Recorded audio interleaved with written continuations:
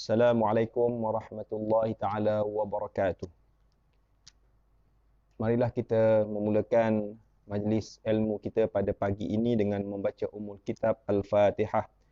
A'udzu billahi minasyaitonir rajim. Bismillahirrahmanirrahim. Alhamdulillahi rabbil alamin. Ar-Rahmanir Rahim. Maliki yaumiddin. Iyyaka na'budu wa iyyaka nasta'in. اهدنا الصراط المستقيم صراط الذين أنعمت عليهم غير المغضوب عليهم ولا الضالين آمين. Alhamdulillahi Rabbil Alamin wa bihi nasta'in wa salatu wassalamu ala rasulil amin wa ala alihi wa ashabi ajma'in. Subhanaka la ilma lana illa ma 'allamtana innaka antal alimul hakim.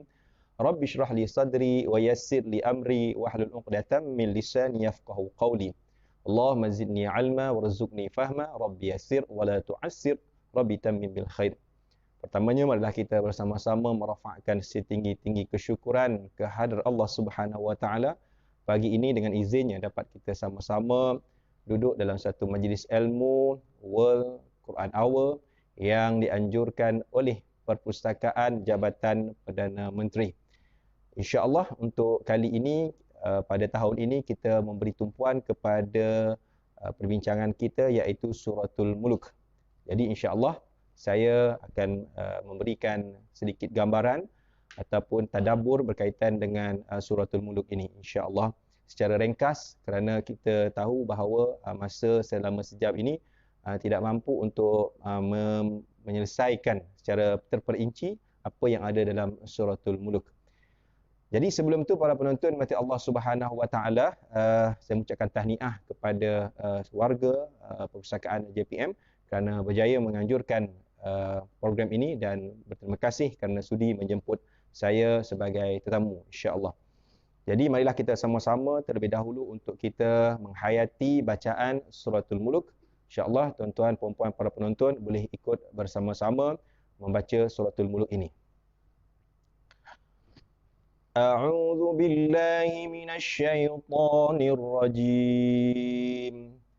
Bismillahirrahmanirrahim.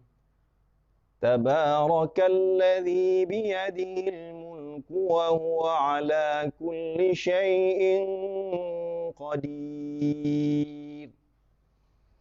الذي خلق الموت والحياة ليبلوكم أيكم أحسن عملا وهو العزيز الغفور.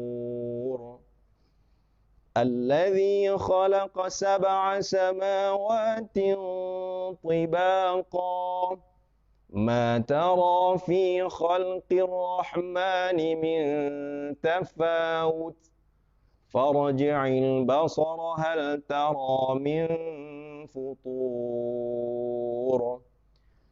ثم ارجع البصر كرتين ينقلب إليك البصر خاسئا وهو حسير ولقد زينا السماء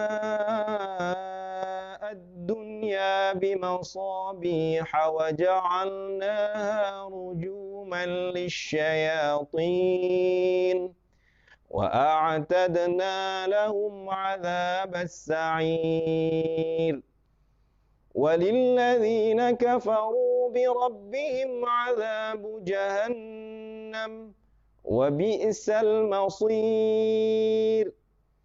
إذا ألقوا فيها سمعوا لها شهيقا وهي تفور تكاد تميز من الغيظ كلما ألقي فيها فوج سألهم خزنتها ألم يأتكم نذير قالوا بلى قد جاءنا نذير فكذبنا وقلنا ما نزل الله من شيء إن أنتم إلا في ضلال كبير وقالوا لو كنا نسمع أو نعقل ما كنا في أصحاب السعير فاعترفوا بذنبهم فسحقا لأصحاب السعير إن الذين يخشون ربهم بالغيب لهم مغفرة وأجر كبير وأسروا قولكم أو اجهروا به إنه عليم بذات الصدور ألا يعلم من خلق وهو اللطيف الخبير هو الذي جعل لكم الأرض ذلولا فامشوا في مناكبها وكلوا من رزقه وإليه النشور أأمنتم من في السماء أن يخسف بكم الأرض فإذا هي تمور أم أمنتم من في السماء أن يرسل عليكم حاصبا فستعلمون كيف نذير ولقد كذب الذين من قبلهم فكيف كان نكير أولم يروا إلى الطير فوقهم صافات ويقبض ما يمسكهن إلا الرحمن إنه بكل شيء بصير أمن هذا الذي هو جند لكم ينصركم من دون الرحمن إن الكافرون إلا في غرور أمن هذا الذي يرزقكم إن أمسك رزقه بل لجوا في عتو ونفور أفمن يمشي مكبا على وجهه أهدى أمن يمشي سويا على صراط مستقيم قل هو الذي أنشأكم وجعل لكم السمع والأبصار والأفئدة قليلا ما تشكرون قل هو الذي ذرأكم في الأرض وإليه تحشرون ويقولون متى هذا الوعد إن كنتم صادقين قل إنما العلم عند الله وإنما أنا نذير مبين فلما رأوه زلفة سيئت وجوه الذين كفروا وقيل هذا الذي كنتم به تدعون قل أرأيتم إن أهلكني الله ومن معي أو رحمنا فمن يجير الكافرين من عذاب أليم قل هو الرحمن آمنا به وعليه توكلنا فستعلمون من هو في ضلال مبين قل أرأيتم إن أصبح ماؤكم غورا فمن يأتيكم بماء معين صدق الله العظيم. Alhamdulillah, sama-sama kita bersyukur kepada Allah Subhanahu Wa Taala sekali lagi dapat kita selesaikan membaca bersama-sama suratul Mulk ayat pertama sehingga ayat 30.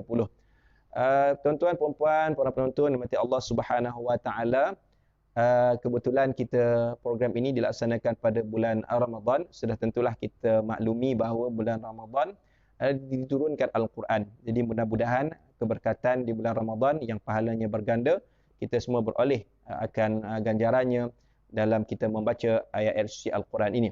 Baik, bagi menambah lagi kemanisan ataupun intipati dalam bulan Ramadan ini, marilah kita sama-sama mengambil kesempatan yang ada ini untuk kita sepintas lalu melihat akan surah yang cukup hebat ini, yang Nabi sabdakan barang siapa yang membaca suratul Mulk ataupun 30 ayat, dikatakan bahawa mafhumnya bahawasanya orang ini akan mendapat keselamatan ataupun mendapat perlindungan daripada surah ini ketika dalam kubur ataupun dilindungi daripada azab kubur. Jadi insya-Allah dengan kita mengetahui sedikit apa yang ada dalam suratul Mulk ini, mudah-mudahan kita boleh beramal suratul Mulk ini, membacanya setiap malam sama ada selepas Isyak ataupun sebelum kita tidur. Baik.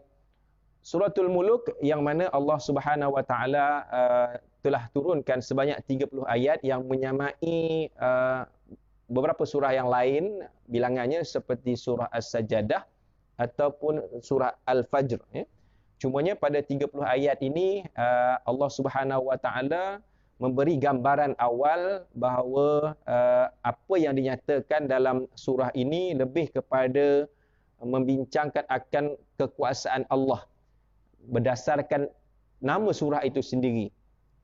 Bila sebut Al-Mulk, barangkali ada yang menterjemahkan pemerintahan, barangkali ada yang menterjemahkan kerajaan, dan barangkali ada yang menterjemahkan sebagai kuasa Allah Subhanahu Wa Taala. Baik, berikutnya dinyatakan bahawa dalam surah ini mengandungi intipati-intipati yang berkaitan dengan dakwah, ayat-ayat yang berkaitan dengan menyeru dakwah manusia itu kepada Allah Subhanahu Wa Taala. Walaupun 30 ayat kita nampak macam pendek, menyamai juga 30 juzuk Al-Quran, tapi bila kita cuba untuk kita dalami ataupun kita tadabbur, ia membawa satu pengertian yang besar sebenarnya akan kehidupan kita sebagai hamba Allah Subhanahu Wa Taala. Maka dengan sebab itu para penonton sekalian, dikatakan oleh para alim terdapat 15 tanda kekuasaan Allah Subhanahu Wa Taala yang sangat sempurna untuk kita sama-sama hayati. Mudah-mudahan kita mengetahui hakikat Allah Subhanahu Wa Taala menciptakan manusia itu sendiri, yang mana didatangkan Al-Quran untuk dijadikan sebagai panduan. Baik. Bila mana kita tengok terlebih dahulu satu persatu, mungkin saya akan bacakan terjemahannya dan kita cuba untuk olah di segi sudut tadabburnya apa yang ada pada ayat tersebut. Pertamanya Allah Subhanahu Wa Taala menyatakan tabarakalladzi biyadihil mulku wa huwa ala kulli syai'in qadir, ya. Maha berkat serta maha tinggilah kelebihan Tuhan yang menguasai pemerintahan dunia dan akhirat. Dan memanglah ia maha kuasa atas tiap-tiap sesuatu. Di sini jelas, bagi saya kefahaman ayat ini mudah untuk kita sama ketahui bahawa Allah Subhanahu Wa Taala menyebut bahawa keberkatan yang Allah berikan. Bila sebut berkat ni kita tahulah bulan Ramadan pun berkat, tapi bukan berkarat lain, ya. Jangan jadikan bulan Ramadan ni berkarat lah. Maknanya sama dengan bulan-bulan yang lain. Bila Allah menyatakan dia maha segala-galanya, termasuklah barakahnya dia dengan menyatakan bila sebut keberkatan, dia memberi sesuatu yang disebut sebagai kelebihan, ya, kelebihan yang Allah berikan terhadap hamba-hamba dia dan terhadap juga makhluk-makhluk yang lain. Kita jangan fikir kita sebagai manusia Allah bagi kelebihan, bahkan Allah juga bagi kelebihan pada makhluk-makhluk yang lain. Cumanya beza antara manusia dan makhluk-makhluk lain. Manusia majoritinya diciptakan dengan adanya akal. Walaupun ada manusia yang hilang akal. Hilang akal tu ada yang normal, ada yang tak normal lah. Ya. Maknanya dia ada akal tapi perangainya macam tak ada akal. Ya. Ataupun kita kata istilahnya memang dia gila lah istilahnya. Ataupun dia tidak boleh berfikir secara waras. Maka dalam sudut fiqah pun ada golongan yang dipanggil sebagai tidak berakal itu tidak ditaklifkan atau tidak diletakkan kewajipan ke atas mereka. Ya. Jadi termasuklah kanak-kanak yang kita kata yang belum baligh. Ya. Jadi setelah mana bagi kita ni diberikan akal dan fikiran dan keberadaan kita di sini, alhamdulillah, ataupun dalam mengikuti majlis ini kita diberikan akal dan fikiran. Maka Allah memilih dengan akal yang baik untuk kita berada di tempat ini. Bukanlah bermaksud yang tak ada tu tak baik akalnya. Maknanya keutamaan dibagi kepada mana Allah Taala suntik dalam hati kita sesuatu kebaikan bila tahu ada program, macam mana pun aku nak cuba hadiri program ini dan aku nak mendengar, dan bila mendengar akhirnya dengan akal yang cerdik itu, akal yang waras itu, kita akan boleh menilai di manakah benda yang baik-baik untuk kita bawa dalam kehidupan kita, insya-Allah. Baik, tuan-tuan puan-puan mati Allah Subhanahu Wa Taala, bila Allah kata dia kuasa pemerintah, ini gambarannya meletakkan bahawa tiada siapa yang berkuasa di muka bumi ini. Ya? Maknanya setiap makhluk yang diciptakan oleh Allah Subhanahu Wa Taala sebenarnya tidak berkuasa. Walaupun ada istilah-istilah dalam kehidupan kita sebagai manusia, orang ini ada kuasa ni, orang ni ada kuasa ni. Kita fahamlah tu kan. Kalau kita yang bekerja ni pun kita tahulah had kuasa kita tahap mana kan. Had kuasa bos kita tahap mana ada ya. Sehinggalah kita meletakkan dalam konteks sebuah negara, barangkali mungkin ada raja yang menguasai sebuah negara tersebut. Tapi dalam konteks kehidupan manusia, tapi dalam konteks yang lebih luas, bila kita melihat kepada ayat Allah Subhanahu Wa Taala, manusia tidak mampu untuk menguasai apa-apa yang ada di muka bumi ini secara keseluruhan. Bahkan dalam konteks binatang, mereka juga tetap ada kuasa-kuasa mereka. Maknanya mereka juga ada pemimpin. Kalau kita tengok semut sendiri pun dia ada ketua dia berjalan yang depan sekali dia akan ikut sama je. Contoh ya. Jadi kekuasaan makhluk Allah itu amat terhad, tetapi Allah kuasa meliputi segala, bahkan bukan kuasa yang ada di muka bumi sahaja. Bahkan Allah berkuasa dalam hal-hal berkaitan dengan akhirat. Jadi hal dunia ni kita sedia maklumlah, kita nampak semua apa yang berlaku. Tapi hal-hal akhirat kita tak nampak lagi. Hanya Allah sahaja yang mengetahui, dan kita akan tengok menerusi ayat-ayat berikutnya bagaimana penceritaan akhirat, dan mungkin juga pada ayat-ayat ataupun surah-surah yang lain yang boleh kita hayati insya-Allah. Jadi Allah memang berkuasa atas setiap sesuatu. Maka kita sedar bahawa kita kena tahu hakikat kuasa kita ini terbatas. Itu sahaja. Janganlah merasakan diri kita berkuasa walaupun kita dinamakan sebagai pihak berkuasa, okey, ataupun penguasa, apa-apa sahajalah ya, istilah-istilah yang kita panggil dalam kegunaan harian kita. Baik ya. Jadi Allah menguasai atas segala. Maka kita kena sedar bahawa hari ini mungkin kita berada di atas, suatu hari kita akan berada di bawah, dan akhirnya kita tidak mempunyai kuasa, sehingga orang yang ada tenaga, ada kuasa akan mengangkat kita, mengusung kita masuk ke dalam liang kubur. Itu hakikat yang kita kena faham. Kemudian ayat yang kedua Allah kata, Allazi khalaqal mauta wal hayata liyabluwakum ayyukum ahsanu amala wa huwal azizul ghafur. Dialah yang telah mentakdirkan adanya mati dan hidup kamu untuk menguji dan menzahirkan keadaan kamu, siapakah di antara kamu yang lebih baik amalnya, dan ia maha kuasa membalas amal kamu, lagi maha pengampun bagi orang-orang yang bertaubat. Okay. Dalam ayat ni Allah jelas menyatakan bahawa kuasanya iaitu dia boleh menghidupkan dan mematikan manusia. Tetapi Allah gunakan perkataan mati terlebih dahulu berbanding dengan perkataan hidup. Kenapa? Sebab hakikat sebenarnya manusia ini sebelumnya adalah hidup. Cuma alamnya berbeza. Mungkin barangkali kalau kita alam yang dikatakan alam roh, alam rahim. Kan kita kata sebelum kita ditiupkan, maknanya dalam perut dalam ibu kita itu, kita ada satu alam yang kita tidak tahu alam tersebut. Samalah kalau kita menyatakan hal kematian, kita nampak manusia itu diusung, dimasuk ke dalam kubur, tapi kita tidak tahu keadaannya di dalam kubur. Sehingga disebut sebagai mati dalam keadaan kubur, dan sebenarnya rohnya adalah hidup. Ya, itu kehidupan. Dan kita tahu ada kehidupan selepas itu, bila manusia itu dibangkitkan, iaitu roh dan jasadnya, maka dijadilah dia satu nama alam, iaitu alam akhirat. Dan lebih yang kita yakini bagi kita yang beriman, sudah tentulah alam kehidupan yang hakiki bukan di sini, bukan di alam kubur, bukan di hari kiamat, bahkan alam yang hakiki adalah alam di syurga Allah Subhanahu Wa Taala. Yang pada waktu itu tak ada apa yang kita lalui hari ini, tak sama seperti mana yang kita akan lalui pada syurga kelak insya-Allah. Maka bila Allah ciptakan manusia ini tuan-tuan puan-puan, dijadikan untuk dihidup dan mati untuk uji. Allah ni sebagai penguji. Istilah panggil orang putih penguji apa? Instructor. Bukan instructor apa dia panggil penguji kalau kita naik kereta apa buat ambil lesen tak? Ambil lesen apa dia panggil? Apa dia? Exam. Okey. Examination. Kalau kita duduk naik kereta, kita ada penonton di sini, ada dalam sekitar 10-15 orang. Okay, jangan risau. Saya ada respon dekat sini. Okay. Bila kita nak uji apa-apalah peperiksaan sekalipun, selepas kita periksa, ada orang yang akan periksa kertas soalan kita kan. Kalau kita dalam konteks yang mungkin on the spot punya periksa. Contohnya saya kata tadi kita peperiksaan memandu kan. Kita bawa kereta. Sebelah kita akan duduklah. Kadang-kadang zaman saya dulu ingat dia punya pegawai pemeriksa tu kaki letak atas dashboard. Ajar betul. Okey. Dululah zaman tu nak menunjukkan ketakutan zaman itulah kan. Sekarang dah berubah kot kan. Jadi menunjukkan bahawa Allah menguji dan orang itu menguji kita untuk mengetahui kita ni confident ke tak confident. Takut ke tak takut bawa kereta. Mungkin itu sebab dibuat gitu. Begitulah Allah Subhanahu Wa Taala bila datangkan sesuatu sama ada ia kebaikan ataupun keburukan. Biasa orang kata ujian, alah rumah aku kena masuk pencuri diuji. Aku aksiden diuji. Tak. Tapi kita kena sedar bahawa ujian Allah adalah kebaikan. Bagaimana Allah anugerahkan kita mungkin gaji yang baik, kesihatan yang baik untuk kita manfaatkan gaji kita tu macam mana. Macam hari ni masuk gaji dan bonus kan. Macam 500 nak buat apa? Dah siap dah baju sabela untuk sedondon. Contoh.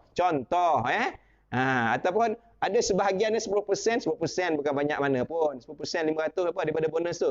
RM10, RM5. Masukkan ke tabung-tabung yang mana kita rasa perlu untuk membantu ummah hari ini. Contoh. Jadi ujian ni luas ya. Jadi semua manusia akan melalui ujian ni. Jangan kata saya tak pernah diuji. Tak.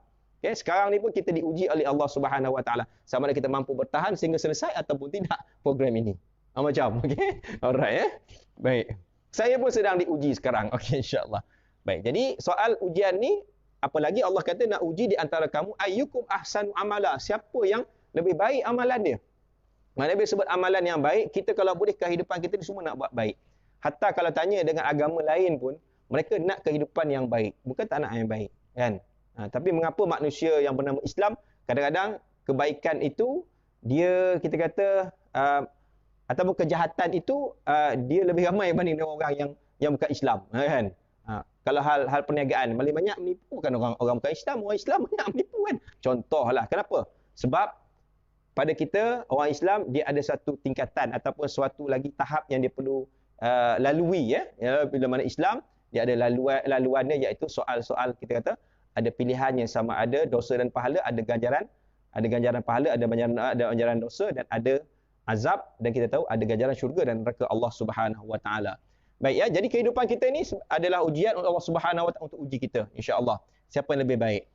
Ayat yang ketiga Allah nyatakan allazi khalaqa sab'a samawatin tibaqa ma tara fi khalqi rahmani min tafawut farji'il basara hal tara min futur ya. Ini ada bukti yang ketiga bahawa sebenarnya Allah Subhanahu Wa Taala Maha Kuasa di mana Allah kata dialah yang telah mengaturkan kejadian 7 petala langit. Sab'a samawatin tibaqa. Kan perkataan 7 ni menarik sebenarnya kalau kita bahaskan ya. Yang berlapis-lapis, yang tak ada siapa yang boleh sampai lagi setakat ni melainkan Rasulullah sallallahu alaihi wasallam dalam peristiwa Isra wal Mi'raj. Macam mana baiklah angkasawan tu sampai dia tak sampai. Dia tak sampai pun sebenarnya nak sampai ke langit yang ke-7 tu pula kan. Tak sampai ya. Jauhnya kata berapa ribu kilometer kita pun tak dapat nak kira kan. Ada yang buat kira-kira macam-macam lah. Okay. Jadi Allah ciptakan berlapis-lapis. Macam kita tengok kuih lapis. Macam. Kuih lapis berapa lapis? Tak nampak Ada orang buat 5 lapis, ada buat 7 lapis. Macam tu lah tak. Tapi tak tergambar. Tak sama lah. Tapi bila sebut lapisan tu. Kalau kita ni ada lapis-lapis, istilah lapis tu maknanya banyaklah tingkatannya ya. Engkau tidak dapat melihat pada ciptaan Allah Subhanahu Wa Taala yang pemurah itu sebarang bentuk yang tidak keseimbangan, tidak sebarang nampak bentuk yang tidak munasabah. Jika engkau ragu-ragu, maka ulangilah pandanganmu, dapatkah engkau melihat akan kecacatan. Kalau kita ada rasa kegusaran dengan apa yang diciptakan oleh Allah Subhanahu, tengok saya sekali. Kan? Tengok lagi sekali, tengok ulang kali kalau ada keraguan, tapi mudah-mudahan kita ada keraguan lah. Jadi nak ceritanya bahawa dalam ayat ini Allah ciptakan langit yang 7. Perkataan 7 ini banyak sinonim dalam kehidupan manusia lah, dalam hal-hal orang Islam. Kalau kita duk pergi haji, pergi umrah kan, tawafnya 7 kali, sa'inya 7 kali, bahkan suratul Fatihah pun 7 kali. Ya, ada yang berkata 7, walaupun ada istilah Nabi itu ataupun kita kata amalan sunat tu 3 kali kan. Tetap ganjil lah. Allah itu suka akan ganjil. Macam kita solat witir, ganjil kan. Allah itu suka ganjil. Sifat Allah itu ganjil. Maka sifat 7 ini eloklah diamalkan. Kalau kita nak ambil pendekatan apa-apa semua 7 belaka. Kalau kahwin tak boleh sampai 7. Kan? Anak kalau boleh balik mana yang boleh cukup 7, target cukup 7. Kan? Contohlah, lebih tak apa, itu lagi bagus. Okey. Maknanya cerita nombor 7 ni satu nombor yang bagus sebenarnya kan. Tapi tak ada kaitan dengan apa-apalah. Maknanya nak cerita dengan nombor 7 saya dimurahkan rezeki. Tak ada nas pun. Bahkan itu adalah benda yang khurafat. Baik. Jadi di sana Allah ceritakan langit itu yang pada luar pemikiran manusia tak tercapai di akalmu. Kan macam pernah tahu lagu mana tu. Tak tercapai di akal. Kita pun tengok daripada jauh tu kan tampak macam dekat. Dan kehebatan langit ini yang disebut selalu langit ini tidak bertiang. Kan? Tak ada apa pun yang menampung dia tapi boleh bertahan di sana ya. Baik. Jadi untuk di sana kalau kita lihat bahawasanya kalau kita tak berapa nak yakin kan, mudah-mudahan tidaklah kalau ada manusia khususnya orang kafir, sebab cerita suratul Muluk ni banyak sentuh tentang perangai-perangai orang kafir lah, keraguan mereka akan kebesaran Allah Subhanahu Wa Taala. Tengok ya. Sebab yang ada mata nampak, yang tak ada mata buta tu lainlah ceritanya kan, yang ada mata ni. Kemudian ayat keempat Allah kata, "Tsumma raja'il basara karratain yanqalib ilaikal basaru khasi'an wa huwa hasir." Kemudian ulangilah pandanganmu. Berkali-kali nescaya pandanganmu itu akan berbalik kepadamu dengan hampa daripada melihat sebarang kecacatan, sedang ia pula berkeadaan lemah lesu kerana habis tenaga dengan sia-sia. Apa Allah kata? Allah nak bagi tahu kadang-kadang orang yang rasa tak berapa nak yakin, kau tengoklah banyak kali, carilah apa kecacatan yang ada setelah melihat langit. Yang mana cacat? Macam mana kan? Akhir takkan jumpa. Sehingga kita buang masa lah nak pergi tengok, pergi fikir. Kadang-kadang buang masa satu hal, satu lagi bimbang pula, dia fikir kenapa-kenapa, akhirnya jadi gila isim. Selalu orang sebut itu. Fikir yang mana luar daripada jangkaan kita. Luar daripada jangkauan. Tak boleh. Itu kuasa Allah Subhanahu Wa Taala. Kita yang ada iman, yang beriktiqad, meyakini bahawa itulah yang Allah telah lakukan untuk manusia itu supaya dia boleh memikirkan sejauh mana dia dalam kehidupannya yang amat terbatas. Baliklah kepada ayat yang pertama tadi, kita punya semua limit terbatas sangat. Allah itu lebih jangkauan daripada segala-galanya. Baik, bila sebut tentang pandangan, kita kena lihat pada bila pandangan ni satu yang kita perlu perhatikan jugalah. Bagi kita yang alhamdulillah saya yakin yang penonton yang ada ni ramai majoriti mungkin semuanya diberikan pandangan mata. Kan, pandangan, penglihatan yang baik, yang jelas. Cuma barangkali dah ditariklah sikit-sikit nikmat tu. Macam saya dah pakai cimata kan. Saya tak pakai ni tak boleh nampak apa yang nak. Boleh nampak tapi kabur lah. Yang masih lagi terang mata dia, manfaatkan sebaik yang mungkin. Kadang-kadang mata terang pun tapi sebab kecacatan, sebab aksiden ke, sebab apa boleh berlaku juga. Maka orang yang tak nampak langsung lagi pula kelebihan dia lain. Tapi kadang-kadang kita terusik sebenarnya. Terusik bila tengok ada setengah-setengah manusia tu, Allah bagi pilihan. Bila tak ada pandangan mata yang baik, ataupun kisah kata buta, tetapi kadang-kadang dia lebih baik, dia sudah amal solehnya berbanding dengan orang yang celik. Kan? Ada yang hafal tidak dapat melihat tetapi boleh menghafaz Al-Quran dengan baik. Boleh menjadi qari, johan antara peringkat kebangsaan. Masya Allah. Kita macam mana? Jadi kari je lah kan? Kan? Ada seorang saya kenal di seketika mana saya memberi kuliah di MOA. Bayangkan abang tu dia pencen dia boleh call. Saya sebab tu dia hubungi saya awal, saya tak tahu pun dia buta. Dia buta. Tapi bila panggil, bila datang kat surau tu, bila saya sampai dengan bercakap, Assalamualaikum. Dia tu beri salam. Saya tengok kat tiang tu siapa tu. Dengar suara tu sama macam orang yang call. Saya tengok dekat tiang duduk seorang-seorang. Seorang-seorang je. Orang lain tak ada lagi. Dia dah sampai nama-nama menunggu. Ustaz saya lah yang call ustaz tu nak tanya pasal kuliah kita yang pertama ni. Masya Allah saya tengok dia. Saya pun pegang tangan dia, kata apa semua. Rupanya dia memang jemaah, saya jarang jumpa dekat masjid besi tu, dia duduk kat tiang. Dia datang awal, ada orang bawa dia duduk kat tiang. Bukan, tetap pernah nampak dia. Jadi bila saya tahu, saya kata, saya selalu ustaz dengar khutbah ustaz apa semua, saya duduk kat tiang. Dia kata, oh Masya Allah. Tapi dia, istilahnya, yalah, dia datang awal, dia, kata orang tu, komitmen dalam benda-benda majlis ilmu ni cukup tinggi. Jadi bila saya pun dah berkawan dengan dia apa semua kan, cerita kan, memang baiklah istilahnya, lebih dah pergi haji pun, subhanallah. Dia kata dia target dia kerja dulu pertama sekali memang dia target nak pergi haji. Masya-Allah, itu dia cakap. Dia tak fikir lain Dia tak fikir nak kahwin. Kita kalau kerja nak kahwin dia fikir. Kan? Okey. Alright.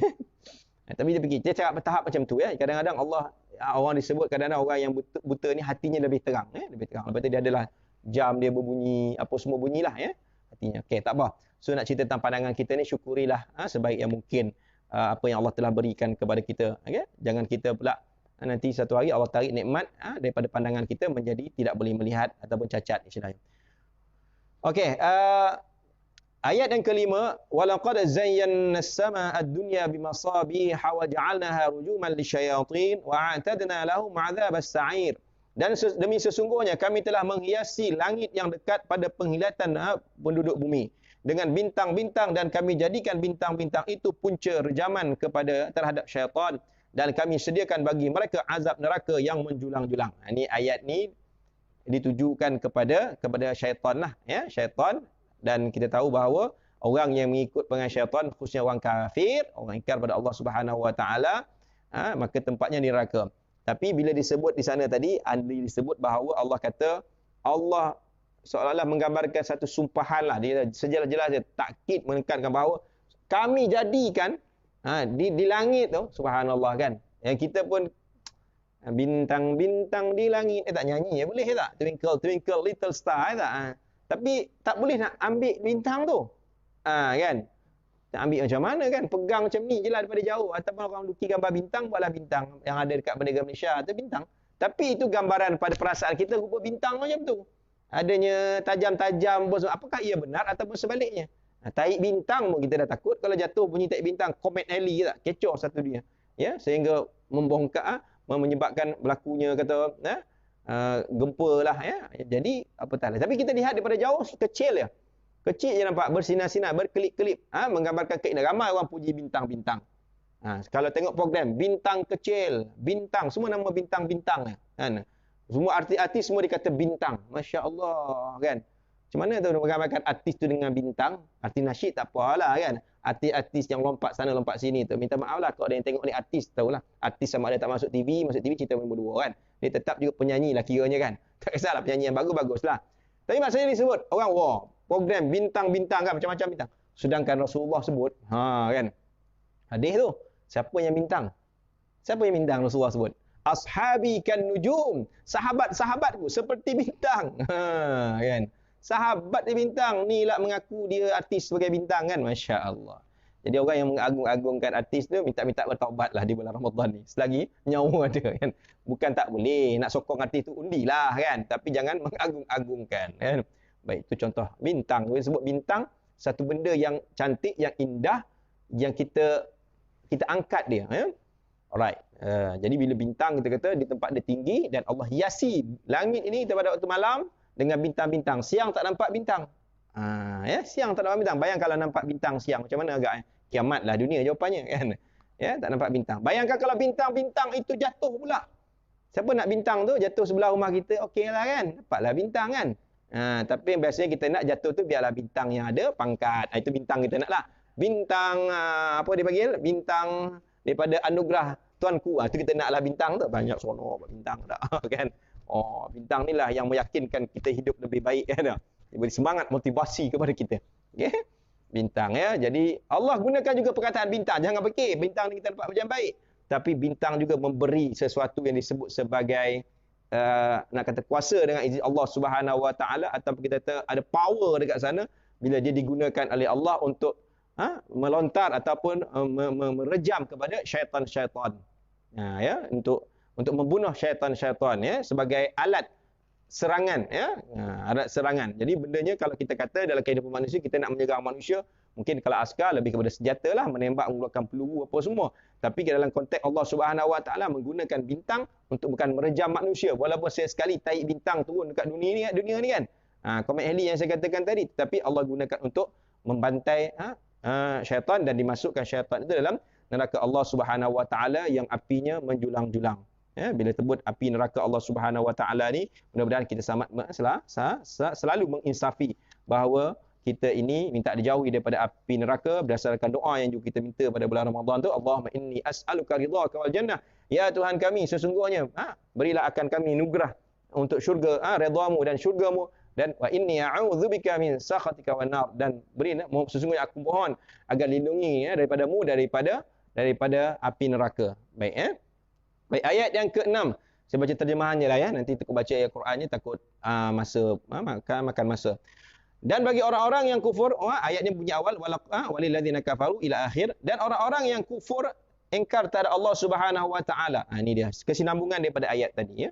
Bila Allah kata syaitan akan masuk dalam neraka, maka orang kufur pun akan masuk dalam neraka, orang yang kafir, orang yang ingkar kepada Allah Subhanahu wa taala, maka akan disediakan azab neraka jahanam. Tengok Allah dah bagi pandangan jauh dah. Walaupun azab ini dia boleh terima ketika di dunia. Allah bagi azab. Kan? Ada kita tengok kan. Contoh orang yang sakit nak mati susahnya, contohlah kan. Ada yang kadang-kadang kita tengok situasinya, kadang-kadang kita pun tak terakal fikiran lah.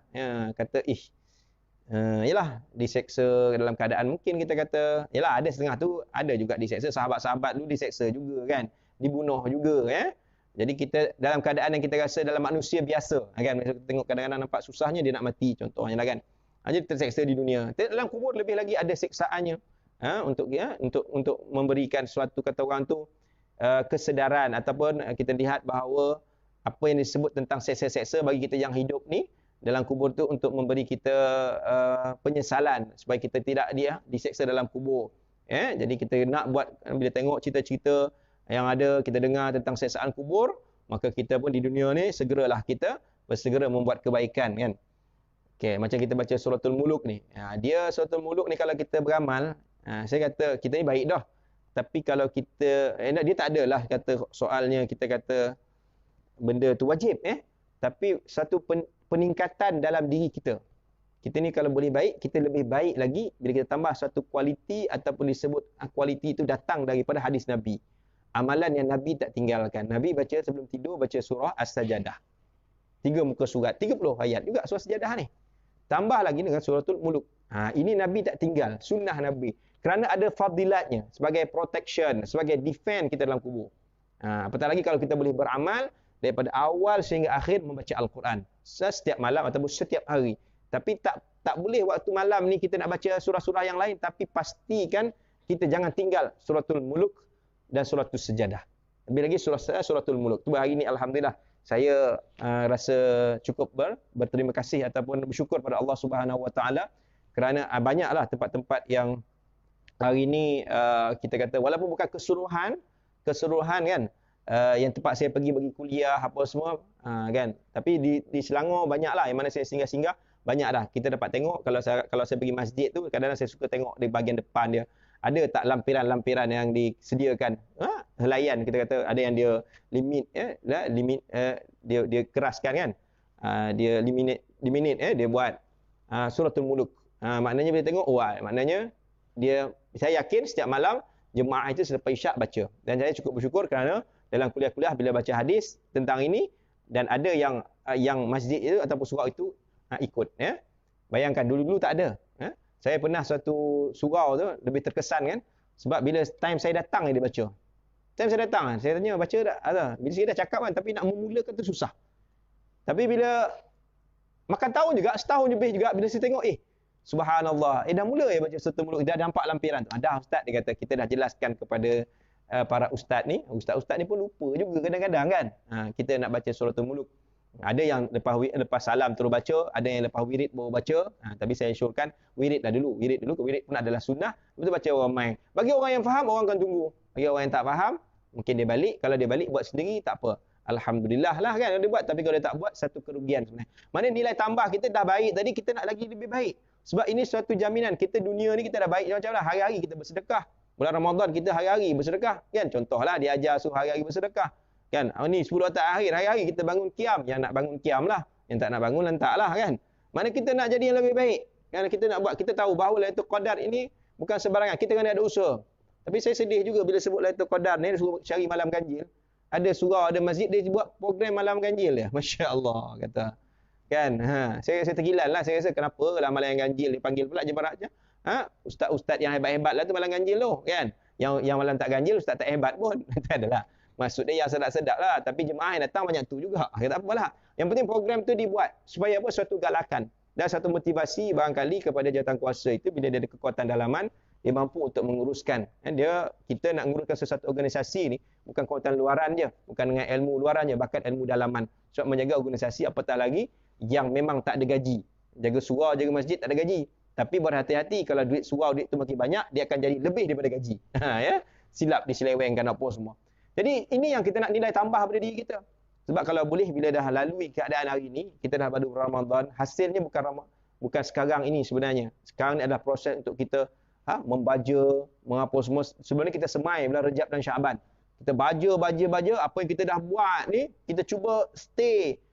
Kita cuba kekalkan istiqamah. Tak banyak buat, tapi jangan tinggal. Contoh kalau 10 terakhir ni, Qiyamul Lail. Buatlah Qiyamul Lail ni tak semestinya nak bangun 3-4 pagi.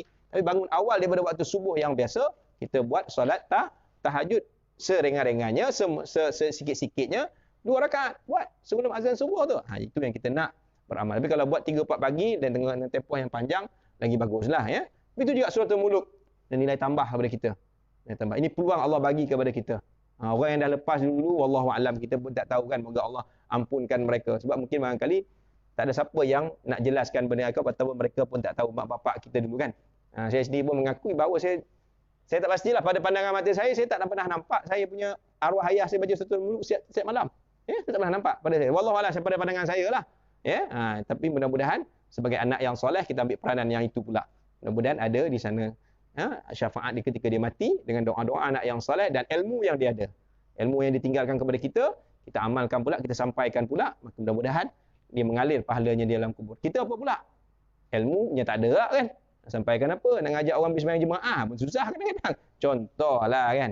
Ini benda-benda yang kita perlu cuba amalkan untuk kebaikan diri kita dan beramallah dalam keluarga kita. Itu paling penting. Ajak suami, ajak isteri-isteri, kan? Ajak anak-anak untuk sama-sama membaca suratul muluk setiap malam. Baik. Ayat yang berikutnya, ayat ke-7, Allah kata, "Idza ulqu ila akhir", apabila mereka dicampakkan ke dalam neraka, masih lagi berkisar akan orang kafir yang akan ataupun orang kufur, orang yang tidak taat kepada Allah Subhanahu wa taala. Apabila dimasukkan dalam neraka, mereka akan mendengar suara jeritannya meraung-raung, sedang api dalam neraka tersebut terus menggelegak. Masya-Allah. Kita kalau dengar orang mengaung ni tuan-tuan, biasa orang jarang orang mengaung kerana suka kan? Ada. Mengaung dia dapat keputusan result 9A. Mengaung jarang kan. Menjerit suka kan. Kan. Okay. Mengaung biasanya kesakitan lah. Ataupun apa-apa yang berkaitan dengan benda-benda yang menyukarkan kan. Kan. Bayangkan kalau misalnya kita dihukum masuk penjara lah kan, tanpa ada sebarang kesalahan, apa kita akan rasa? Meraung tak? Walaupun meraung bukan suara, tapi hati yang meraung. Meraung ada dua juga kan, meraung luaran ataupun meraung hati kan. Jiwa meronta, jiwa ni seolah macam kita kata macam terbelenggu tak? Sesuatu yang kita sebut sebagai tekanan lah apa semua. Jadi meraung ni apatah lagi dalam neraka. Masya Allah, tak ada neraka ni masuk neraka senyum, tak ada kan. Ada satu cerita di bulan Ramadan ni diterbitkan ataupun di apa? Saya pun tengok sebentar lalu. Nak cerita kat sini panjang. Tapi boleh belilah kot kan, saya pula jadi promoter pula kan. Bulan Ramadan ni saya cerita tajuknya apa benda tu, puasa 18 Ramadan kalau lebih kurang kan, dekat Astro. Saya pun kebetulan tengok singgah rumah orang, tengok setengah jam. Bagus. Siap tunjuk cara apa yang ada dalam malam neraka, dalam imajinasi pengarah tersebutlah. Khalid Mamat katanya kan. Jadi dia tengok orang tu dia masuk neraka, dia dah mati ke dia hidup, kita tahulah dia jatuh buah durian atas kepala dia sebab dia kena tangkap tak puasa di bulan Ramadan. Punya banyak dosa-dosa lain yang dibuat, ditunjukkan, betul ditunjuk dalam neraka kan. Macam mana? Macam itulah gambaran yang boleh diperkatakan tentang neraka. Boleh belilah kot kalau nak beli kan dekat Astro apa, Astro Best ke Astro apa cerita tu kan. Kan? Wallah apa tajuk dia 18 Ramadan apa benda dah. Tengoklah, carilah, saya pun tengok rumah kawan. Okay, itu cerita gambaran orang boleh buat tapi tak sama ya. Baik, ayat yang ke-8 Allah kata, takadu tamayyazu minal ghaiz ila akhir, hampir-hampir ia pecah berkecai-kecai kerana kuat marahnya. Masya-Allah. Begitulah keadaannya, bukan sekadar api yang membakar, bahkan marahnya juga penjaga-penjaga neraka. Siapa penjaga neraka? Ada malaikat yang menjaga neraka kan. Tiap-tiap kali dicampakkan ke dalam sekumpulan besar dari orang-orang kafir. Maknanya kita ni dalam neraka ni bukan statik tuan-tuan. Diseksa, diazab. Macam-macam lah ya. Bertanyalah penjaga-penjaga neraka itu, iaitu para malaikat kan, kepada mereka, tidakkah kamu pernah didatangi oleh seorang rasul pemberi ingatan amaran di dunia? Kita ni baik-baik baca ayat Quran ni kan, boleh kita fikir balik semula, ya Allah. Baik kita hidup lagi, kita boleh tahu kan. Kalau kita, ya kita tahu kadang-kadang, tapi kadang-kadang kita tu nak menginsafi tu kadang-kadang ada time kan, ingat ada time lupa kan tak. Macam tu sebab duduk dalam majlis ilmu ni supaya kita sentiasa diperingatkan kan. Bila ingat, oh masya-Allah, sebenarnya aku ni terlampau sangat cari hal-hal dunia ni, terlampau sangat kumpul harta ni contoh. Bukan buat tak boleh, semua orang nak perlu harta, nak perlu untuk meneruskan kelangsungan kehidupan tu. Tapi kadang kerana harta dia terlupa untuk hal-hal yang membawa kepada syurga. Harta mesti dimanfaatkan untuk hal agama dan hal-hal syurga. Ada harta, ada gaji, bagi sedekah contoh dia kan. Solat jangan tinggal kan. Solat kalau boleh berjemaah, macam-macam lah. Benda-benda tu yang akan membantu kita untuk mendapat kesejahteraan dalam syurga, masuk syurga Allah Subhanahu Wa Taala. Jadi dia bagi pesan, datang tak Nabi dulu? Datang.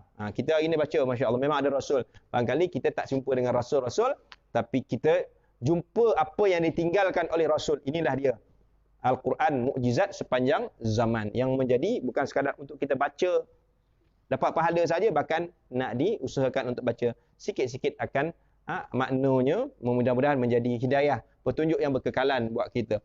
Seterusnya Allah kata, wa qalu bala qad ja'ana nadhir. Ada, dijawab oleh orang kafir, ada. Sebenarnya telah datang kepada kami seorang rasul dulu yang memberi peringatan dan amaran. Nabi datang bagi ingatan, buatlah ni sekian-sekian, dan amaran, jangan buat. Amaran daripada Nabi, ingatan daripada Nabi itu datang daripada apa? Daripada Allah Subhanahu Wa Taala. Nabi seorang manusia saja, sama macam kita. Cuma dia ada kelebihan. Manusia pilihan Allah Subhanahu Wa Taala. Ya, jadi ada kan. Lalu kami dustakan, kami tolak orang kafir musyrikin ni dulu khususnya. Kalau kita hari ni orang bukan Islam lah, minta maaf lah kan. Tapi itulah realitinya. Kita tahu, dan kita sendiri yang kadang-kadang Islam pun ada benda-benda yang kita tidak berapa yakin. Nauzubillah min zalik, tentang apa yang dibawa oleh Allah Subhanahu Wa Taala, apa yang didatangkan oleh Al-Quran dan Rasul itu sendiri. Allah tidak menurunkan sesuatu pun, wahai orang yang mendakwa menjadi rasul, hanya berada dalam kesesatan yang besar. Ada orang yang kadang-kadang dia merasa diri itu lebih hebat lah. Dia rasa dia ni ketua kepada segala-galanya, tapi Allah tak akan bagi apa-apa kekuasaan kepada dia, melainkan sebenarnya berada dalam keadaan sesat belaka. Okay? Yang ke-10, wa qalu law kunna nasma'u aw naqilu ma kunna ila akhir. Dan mereka berkata, kalaulah kami dahulu mendengar, kami ni dengar dulu, kan, ni dah masuk neraka dah ni, ataupun dah dalam penuh dengan keazaban dah kan, kena azab dah. Kalau dengar, duk faham, kita hari ni duk dengar, duk faham, kan, semua tu ada kebenaran. Walaupun ada orang yang mempertikaikan akan kebenaran itu, kan, baik kita sesama Islam ada, baik orang kafir lagi lah akan mempertikaikan. Mereka tetap mengatakan agama mereka benar, tapi kita orang Islam, kita i'tiqad tetap menyatakan kitalah yang benar. Sebab perkataan Islam itu pun banyak menyebutkan sejahtera. Perkataan salam, ucapan assalamualaikum, salam ni kan sebenarnya akan menggugurkan dosa sesama saudaranya. Terus sekarang ni kita sedih lah tak dapat nak bersalam, main tumbuk-tumbuk sekarang ni, macam nak bergaduh kan. Saya kalau nyuruh-nyuruh ada orang nak salam dengan saya salam jugalah kan. Tapi kita pun kena, saya memang kalau naik kereta pun memang siap lah, sanitize tu kena jaga juga kan. Tapi kita kena faham, bukan tapak tangan ya, kadang-kadang virus sedang dekat sini pun ada juga virus. Mungkin barangkali dia korek cari hidung macam ni kan. Contohlah kan. Adalah kat sini tak. Baik, tapak tangan ni sebab kita banyak menggunakannya. Tapi bayangkan kalau orang yang tak ada tapak tangan, orang yang tak ada tangan macam mana? Kan, takkan guna tapak kaki lah pula kan. Tak ada siapa nak salam dengan tapak kaki kan, orang yang tak ada tangan lah ceritanya. Orang yang cacat kan. Kan. Kita ni ada tangan, kita sebabnya kita kaedah kita kadang-kadang kita tak perasan sebenarnya Islam dah lama ajar. Kan kita nak makan ni tak digalakkan pakai sudu kan. Tapi kita hari ni kendi kendara banyak pakai sudu lah. Kendi kendara setengah-setengah tempat lah. Kendi kendara di hotel. Okay. Kendi kendara di rumah, okey lah boleh. Dia suruh apa sebelum makan? Basuh tangan. Kan? Kita nak wuduk lagi lah. Bahagian yang antara bahagian yang wajib kita kena baca. Kena basuh tangan. Tapi tangan tu pula dia tak kata tangan tu kata istilahnya daripada sampai ke daripada bahu. Dia ada bahagian tertentu sahaja. Kan? Bahkan kelebihannya, siapa yang ambil wuduk akan gugur segala dosa-dosanya hingga ke titisan yang terakhir air wuduk tersebut. Masya-Allah. Ini kelebihan. Betul sebab kalau SOP hari ni suruh ambil wuduk dekat rumah, dah lama dah Nabi suruh ambil wuduk kat rumah. Sebab bila ambil wuduk kat rumah, setiap langkah kita pergi ke masjid, tapi jangan ambil wuduk sembahyang kat rumah lah. Ni keluar di rumah lah kan. Kalau pergi berjemaah kan. Setiap langkah kamu akan diberikan satu darjat dan akan dihapuskan satu darjat. Masya-Allah. Dah lama kita baru nak tahu supaya nak SOP ambil wuduk kat rumah ni, tak nak orang sesak-sesak ambil wuduk dekat masjid dan di surau. Begitu dia. Maksudnya dalam hal benda-benda kadang-kadang kita dah lama. Macam menutup muka ni dah lama dah. Kan? Dah lama dah, khususnya orang perempuan lah kan.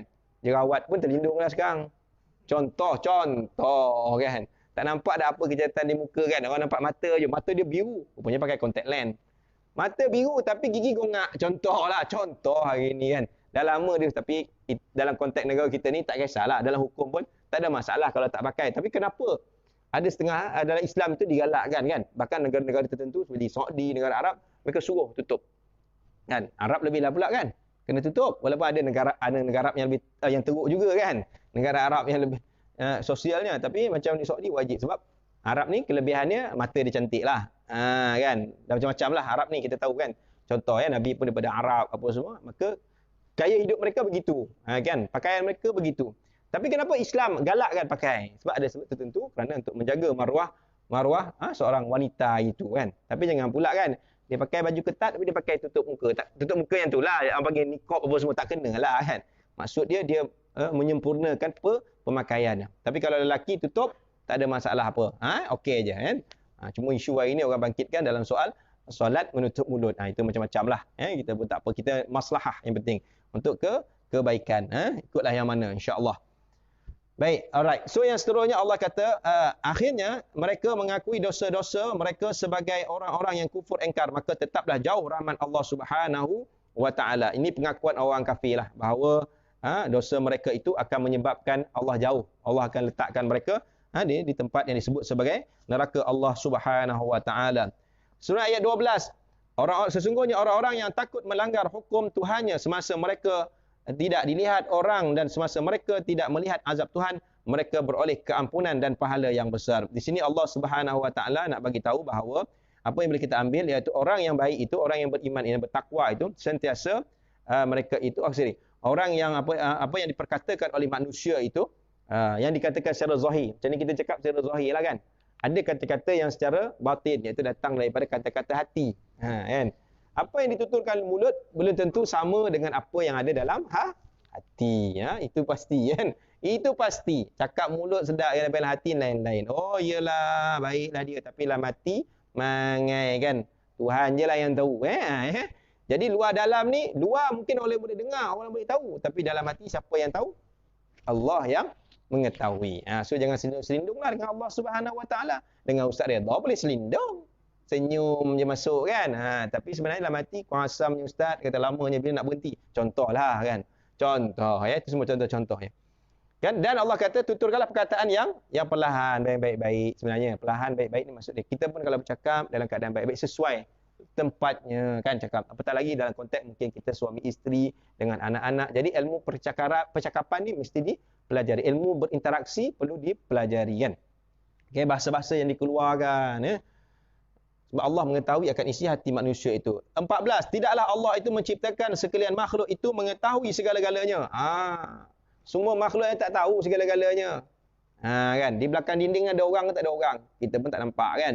Allah tahu. Kan. Apa lagi apa yang ada dalam hati manusia? Allah tahu. Kan? Saya tak tahu. Suka ke, tak suka ke, kena paksa ke, tak kena paksa ke datang ni kan. Contohlah kan. Yang lain-lain lah ya. Jadi Allah mengetahui segala-galanya. Ini kena tahu hakikat ini yang kita tidak boleh nafikan. Ya. Ada orang kata saya tahu dalam hati dia apa. Bayar kan. Itu hebatlah tu Itu hebat kadang-kadang menipu je lebih. Bukannya hebat macam mana pun. Hebat menipu. Okay. Kemudian Allah kata, dialah yang menjadikan bumi bagi kamu mudah untuk digunakan. Maka berjalanlah merata-rata di ceruk rantaunya. Ini akan Allah Subhanahu Wa Taala ciptakan bumi. Bertebaranlah manusia. Apatah lagi bertebarnya itu sama ada untuk keutamaannya tak lain dan tak bukan. Imarahkan bumi ini dengan mencari rezeki. Orang Islam, cari rezeki yang nak cari mestilah rezeki yang halalan thayyibah. Yang halal, baik dan barakah dan seumpama dia. Ini sebuah nikmat yang Allah berikan. Barangkali ada manusia yang mengkufuri nikmat tersebut. Kan? Cari dengan cara yang haram.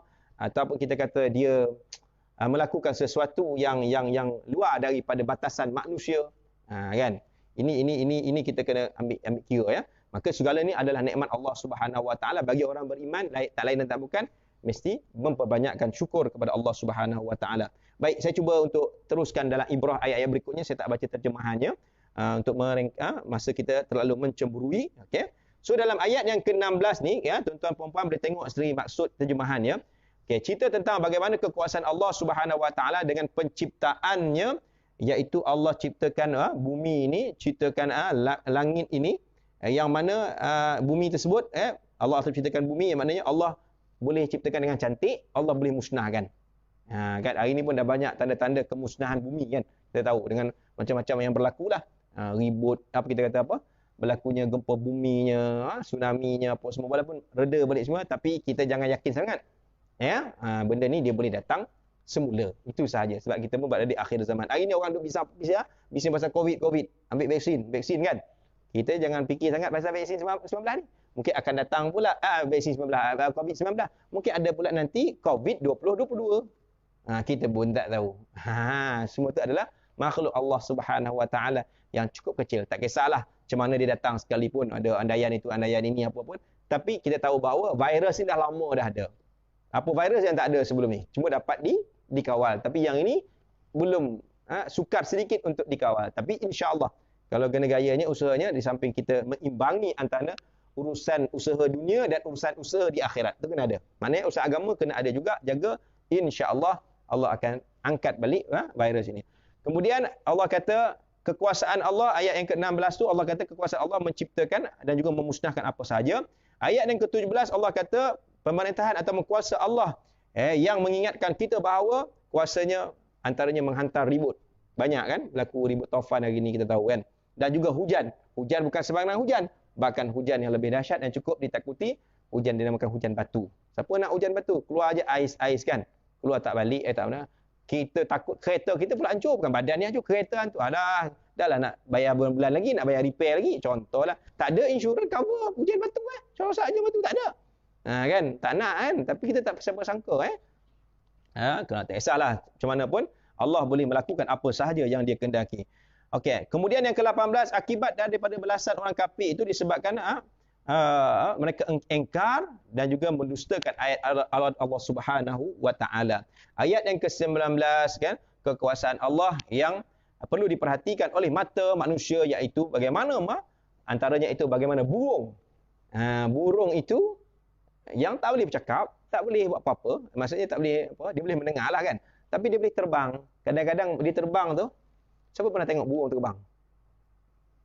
Burung tu kalau terbang macam kapal terbang ke? Kan? Maksudnya saya tu kalau kapal terbang, dia terbang, dia punya sayap dia tu dia simpan. Kan? Kalau kapal terbang macam tu mau untuk jatuh kapal terbang kan. Tapi burung dia terbang, betul-betul sayap dia. Itu dia buka balik. Kita tengok, cuba tengok, perhatikan burung. Masya-Allah, hebatnya Allah ciptakan macam tu kan. Ya. Sebabnya kalau burung itu, siapa pernah bukan pelihara lah macam saya, kadang-kadang burung tersesat ke apa kan. Bila tengok dia punya patah sikit, cedera sikit dia takkan boleh terbang. Tak boleh terbang dengan baik. Itu maknanya kesempurnaan Allah ciptakan makhluk itu. Macam kita lah kan. Bayang kalau kaki kita sekarang elok, tiba-tiba aksiden, kata orang tu, nampak orang jalan tengkok-tengkok kan. Awak ni kenapa? Sebab cacat asal ke? Sebab cacat? Tak, saya dulu kena langgar, kaki saya dah tak seimbang. Tengok, bayangkan. Kan? Ataupun sebab dulu saya sihat, sekarang ni dah gout. Dia kata, contoh, tencot-encot. Jadi maknanya ciptaan Allah tu asalnya sempurna. Walaupun barangkali ada manusia yang Allah ciptakan dalam keadaan mungkin cacat lah, apa semua kan. Okay? Baik, ayat yang ke-20 Allah kata persoalan bagaimana cerita tentang pertolongan hanya darinya. Allah hanya berikan pertolongan, bukan manusia yang beri pertolongan. Izin Allah Subhanahu Wa Taala, walaupun manusia itu boleh bagi pertolongan, tapi dengan kehendaknya. Tapi hakikatnya Allah lah yang memberi pertolongan. Kuasa Allah itu memberi pertolongan ke atas apa yang dikehendaki di kalangan manusia. Ayat ke-21, bagaimana Allah itu menceritakan tentang dialah sebenarnya pemberi rezeki. Ini penting. Jangan duk hari ni kita kata aku dapat kerja sebab orang ni. Dah, itu asbab sahaja. Kan? Kalau kita tengok sejarah perjalanan hidup kita dulu macam mana. Saya pun ada juga sejarah hidup kan. Tak jangka pun dapat duduk kat depan ni. Kan? Contohlah kan. Itu ada yang kita lalui. Daripada lepas habis kita belajar. Semua orang lebih belajar, semua nak kerja. Tak ada yang tak nak kerja. Kan? Kalau tak nak kerja tu maknanya teruk sangat lah tu. Elok dia tanam hidup je lah. Kan? Sebab dia tahu dia nak hidup, nak makan kan. Kalau ada orang nanggung dia tak apalah. Kan? Semua. Dia nak melalui kehidupan-kehidupan yang menyeronokkan yang lain-lain. Tapi dia kena usaha yang itu. Maka Allah lah yang memberi segala-galanya. Ya, disebut sebagai rezeki bukan soal duit saja, bahkan rezeki melibatkan benda-benda yang lain juga. Kesihatan yang baik rezeki, kan? Kesenangan hati, ketenangan hati adalah rezeki juga. Okay? Macam-macam lah luas rezeki Allah Subhanahu Wa Taala. So persoalannya kadang-kadang orang tanya bagaimana ingin menjemput rezeki. Macam mana nak bawa rezeki itu masuk dalam kehidupan kita. Ya. Baik, yang berikutnya ayat 22 Allah kata manusia itu diberikan hidayah hidayah di tempat yang betul, ya, akan diletakkan di tempat yang betul. Petunjuk Allah Subhanahu Wa Taala, manusia yang diberi hidayah akan berada di tempat yang betul, dan begitulah sebaliknya orang yang kafir yang tidak diberikan hidayah akan berada di tempat yang salah, ya. Apatah lagi dalam hal-hal hukuman di akhirat kelak, ya. Orang Muslim, orang beriman bertakwa, tempatnya syurga. Orang beriman adalah neraka Allah Subhanahu Wa Taala. Ayat berikutnya Allah Subhanahu Wa Taala menciptakan satu lagi kekuasaan Allah, iaitu panca indera. Ya. Panca indera yang hebat. Panca indera ni mata, hidung, mulut, kan, telinga, ya, hebat. Bagi orang yang diberikan kesempurnaan lah, ya. Kalau kita tak bersyukur dengan apa yang Allah bagi ni, sayang sangat bersyukur. Sebab ada doa minta kita beri penglihatan yang baik, kesihatan telinga, mata, gunakan sebaik mungkin. Ada mulut, jangan fitnah, jangan bohong, jangan macam. Ada telinga, dengar benda yang elok-elok, yang jangan dengar benda-benda fitnah, kan. Ada mata pun macam itulah juga, kan. Ada hidung, baulah yang elok-elok, kan. Ya, itu semua adalah satu benda yang besar. Tapi dalam konteks panca indera ni kita kata mata lah yang kalau saya kata main peranan besar lah. Kan. Kan, saya rasa kalau orang buta tu, yalah, macam cerita Kasim Selamat lah, kan? Kasim Selamat tu boleh menjadi ibrah, kan, pengajaran kepada kita. Bayang mana bagaimana mata betul buta, ada betul elok, betul buta balik semula, kan? Ya. Jadi bila kita gambarkan bahawa setengah manusia itu dia tidak boleh menerima hakikat bila mana dia ada diberi penglihatan. Mana penglihatan tidak dimanfaatkan sebaik yang mungkin. Kedepan, lihatlah benda yang sepatutnya, kan, melihatlah kebesaran Allah Subhanahu Wa Taala. Ayat yang berikutnya Allah Subhanahu yang ke-24 Allah kata Allah memperbanyakkan manusia. Allah akan memperbanyakkan manusia di muka bumi ni. Tak terkira dah manusia zaman Adam sampai sekarang. Tapi umat yang paling ramai, manusia paling ramai umat Muhammad lah. Kan, merata tempat dia, macam-macam. Negara sana, negara sini, yang tak ada negara pun ada orang juga. Kan? Tapi satu hari Allah akan kumpulkan di padang mahsyar yang kita tak gambarkan macam mana. Maka wallahu alam, apakah kita akan jumpa kalau kita tengok Saudi tu jauh, nak pergi naik kapal terbang 10 jam, 9-10 jam. Tapi Saudi itulah tempatnya makam Nabi. Kan, macam mana kita nak gambarkan kita boleh bersama dengan Nabi? Macam mana kita nak duduk dengan Nabi? Apakah kita berada dalam kelompok Nabi itu berada di hujung sekali? Atau kalau kata kita bersama dengan orang awal, orang yang bersama dengan Nabi, di mana kita berada di sebelah Nabi? Wallahu alam. Yang kita pun tak tahu sebelah tu nak gambarkan macam mana. Tapi dihimpunkan pada waktu itu yang kita tak terkira dah jutaan manusia, tak tahulah berapa dah manusia ada dah zaman Nabi Adam sekarang, kan, berterabur dan dikumpulkan di padang mahsyar. Nauzubillah, wallahu alam. Tempat yang mana disebut sebagai tempat di situ untuk dihitungkan segala amalan kita. Ayat 25, keagungan keagungan, macam mana cerita ayat 25 ni, kan. Okey. Ayat 25 ni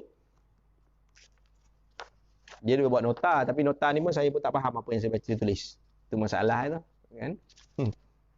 Okey. Okey. Dalam ayat ni Allah kata bilakah dan mereka itu berkata bilakah datangnya hari kiamat yang dijanjikan. Okey. Bagaimana orang-orang yang engkar itu mencabarlah, seolah-olah macam mencabar, ya. Kata kat dunia, mana dia akan berlaku kiamat, kamu akan diazab. Dan dicabar Allah Subhanahu Wa Taala. Lalu ayat 26 dijawab oleh Nabi, ya. Tentang hari kiamat tu kau tak mampulah nak fikir. Kau tak pun nak bakal boleh dengar cerita sahaja.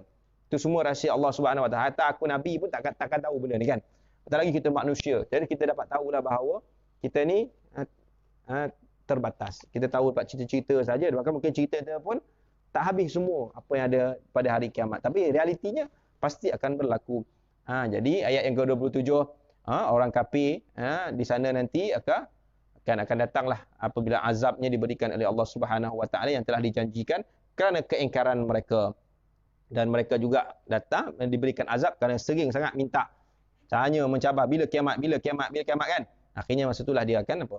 Akan diberikan satu hukuman yang mereka sendiri pun tidak boleh untuk menafikan hukuman tersebut. Ayat yang ke-8 di mana di sana Allah cerita bagaimana Allah tanyalah kepada Muhammad, bagaimana kamu boleh fikir bahawa ia merupakan satu kata orang tu nak sampai kepada orang kafir lah, orang bukan ingkar kepada Allah Subhanahu Wa Taala, yang mana orang-orang yang bersama dengan Nabi akan diberi rahmat oleh Allah Subhanahu Wa Taala, dan orang-orang kafir tak ada siapa yang boleh lindungi dah pada waktu itu pada hari kiamat. Mereka teruslah karam dengan cara mereka akan terus berada dalam neraka Allah Subhanahu Wa Taala.